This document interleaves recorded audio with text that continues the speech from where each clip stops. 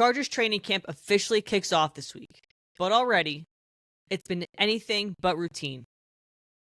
We've got a brand new backfield bruiser in Najee Harris dealing with an eye injury before he's even taken a padded rep.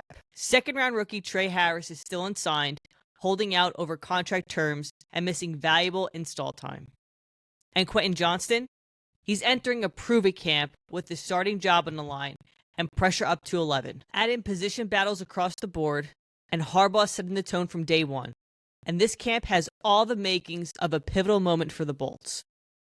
We're breaking it all down, what these early headlines really mean, who's rising, who's under the microscope, and what to watch as the Chargers build towards the 2025 season. Welcome to The Electric Edge.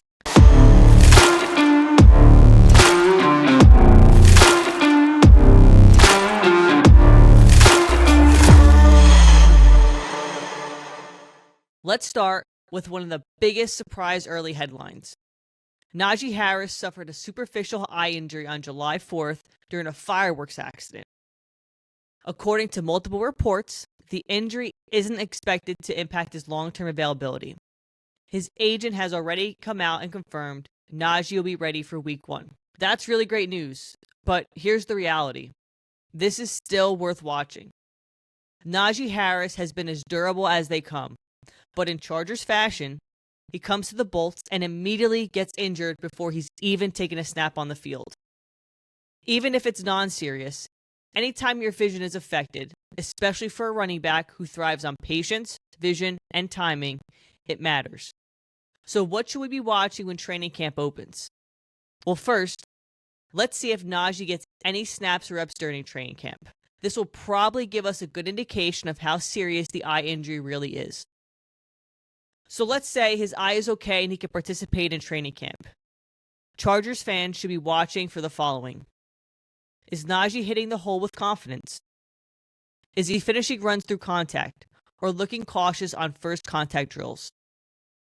Does he show hesitation when things get crowded in the backfield? If he comes out aggressive, assertive, and confident early on, I think we're good. But if he's tentative or slow to acclimate, that could delay what this offense is trying to build. A clean camp start from Najee means a smooth transition into the regular season. Keep your eyes on 22, no pun intended. Not just if he's playing, but how. Now to what might be the most unexpected story headline into Chargers training camp. Second-round rookie wide receiver Tre Harris is officially holding out. Reports have come out that Harris is yet to sign his rookie deal, missing the rookie reporting deadline over a dispute tied to guaranteed money.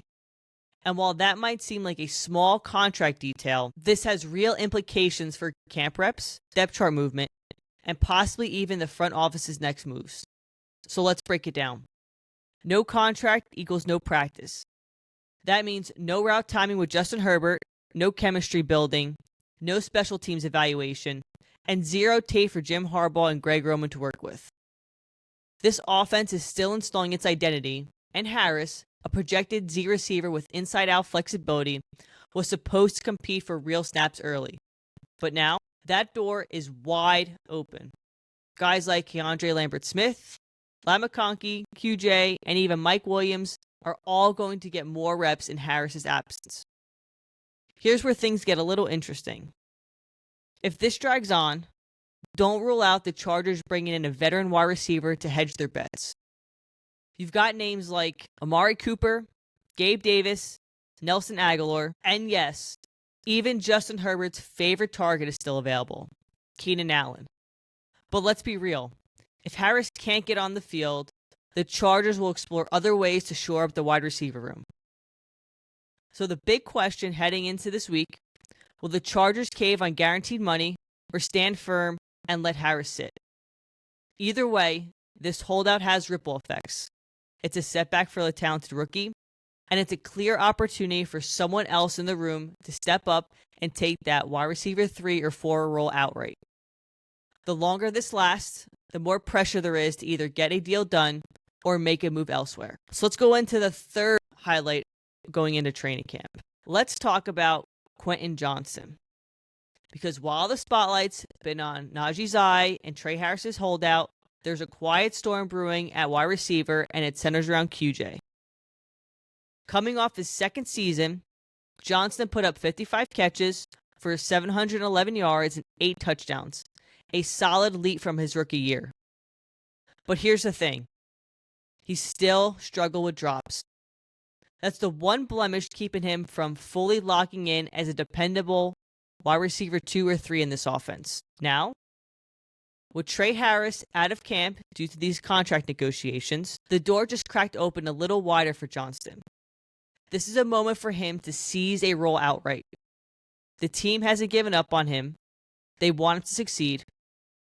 And this camp is his proving ground. There's no more excuses, no more wait and see, no more drop balls. The focus for him? Route refinement and consistent hands. We know Johnston has a size-speed combo. We've seen flashes of catchability and big play potential. But Harbaugh and Roman need more than flashes. They need consistency. And with Tre Harris missing reps and the wide receiver 3 role still unsettled behind Ladd McConkey and eliminated Mike Williams, this is Johnston's best shot to solidify his spot in the core rotation. So, what are we watching for in camp?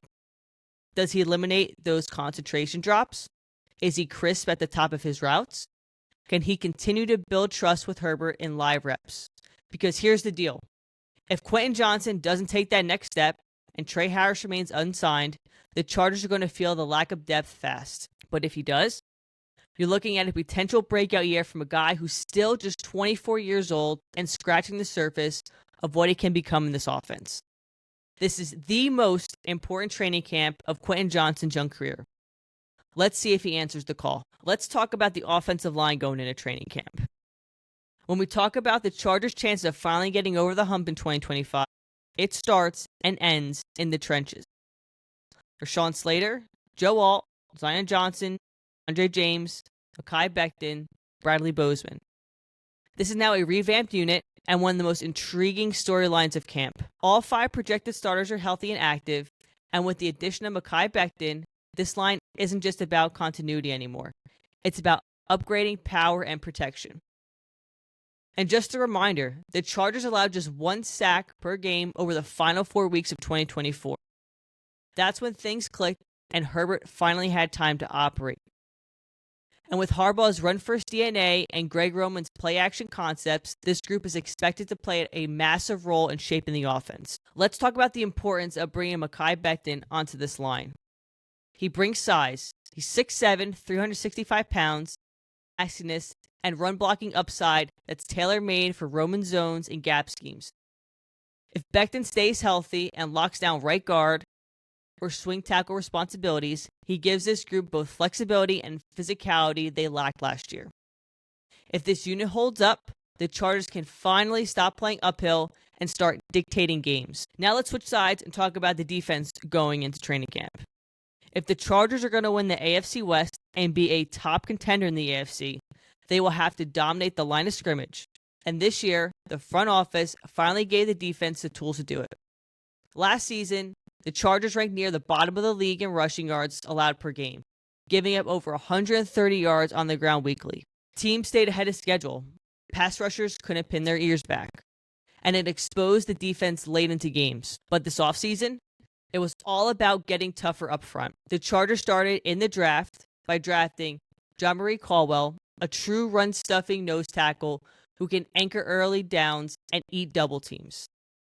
They re-signed their vet, Tier Tart.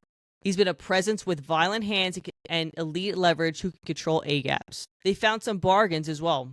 They signed Deshaun Hand and Naquan Jones, both pieces that have rotational depth with positional flexibility. Perfect mixing fronts in Harbaugh's schemes. Let's talk about on the edge. Khalil Mack returns after a somewhat down season in 2024, but he's still elite in both pass rush and setting the edge. Tui Tuipulotu is going into his 3rd season, looking for another stepping stone forward in his career. And through the draft, they took Kyle Kennard from South Carolina, who brings juice as a rotational rusher with a high motor and twitch off the edge. With Joey Bosa no longer in the picture, this rotation is about depth, discipline, and disruption, and camp will be key for sorting out those top reps. The AFC West and the AFC in general is full of mobile quarterbacks. If you don't contain, collapse, and finish, you're giving them time to carve you up. This new look front 7 isn't just about holding the line. It's about resetting the line of scrimmage, creating havoc, and finally getting off the field on third down. And let's be real, if the Chargers can't win up front, they're not winning the West. But with the pieces they've added, this might be the most physical and versatile front the Chargers have had in years. So, as the Chargers open training camp, one thing is clear. This isn't just another preseason. The hype is real around the Chargers being serious contenders in 2025. You've got the coach in Harbaugh who's here to win. Joe Ortiz in the front office finally addressed the trenches on both sides of the ball. And a roster full of hungry, some unproven players ready to earn every snap. But that doesn't mean there won't be challenges.